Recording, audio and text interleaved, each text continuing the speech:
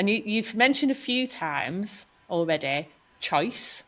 Yeah, Yeah. And you put a big emphasis on that in the workshops. yeah. So why do you think that matters so much, especially with dementia?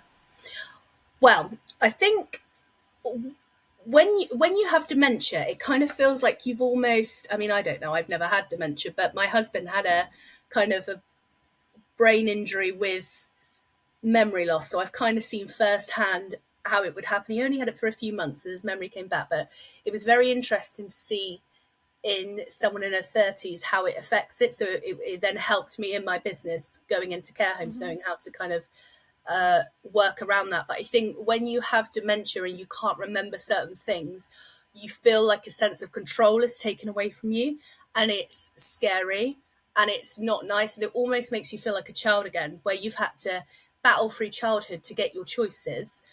You then become an adult and you go, oh, do you know what? I fancy a packet of Maltesers. I don't need to ask my mum. I'll go out and buy them.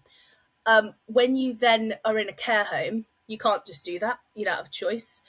When you are being looked after by a carer in your own home, you potentially have that again. So even though these are people that are set there to look after you, part of your choice is taken away from you. So I think when I do these workshops, I try to give them as much choice as possible so their personalities can flourish. So, for example, they get to choose different types of fabric.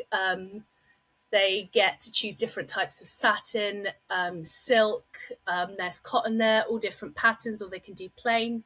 And then there's different designs and things they can choose from, which, some of them, they would like to decorate their rooms, but they can't because this is how the care homes work. They're all standard.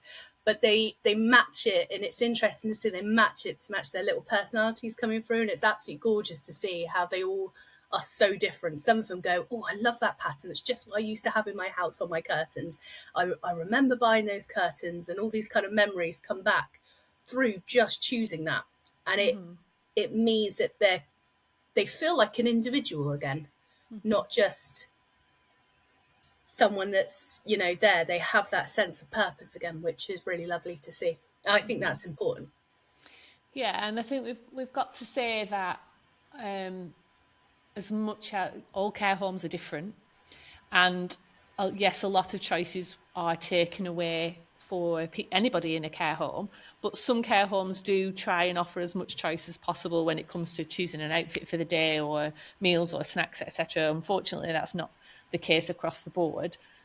So you implementing that in a workshop is really important. I can just imagine that joy of being able to choose something for someone that's in a care home where they haven't got any choice whatsoever on where they sit or what music they listen to or when they're having the lunch or the etc. So yeah, it is really important in a lot of ways, isn't it? That's exactly it. The care homes do their best. I mean, I go into them, they are so lovely and caring with how they deal with all of their residents, and they do try to make things as individual as possible. They do resident meetings so they can try and do the activities the residents love, but obviously it is a care home and they can't just decorate every single room the way the residents want it. There is a sense of Yeah. that, which is why I try to make something they can take to their room that is just theirs. Yeah.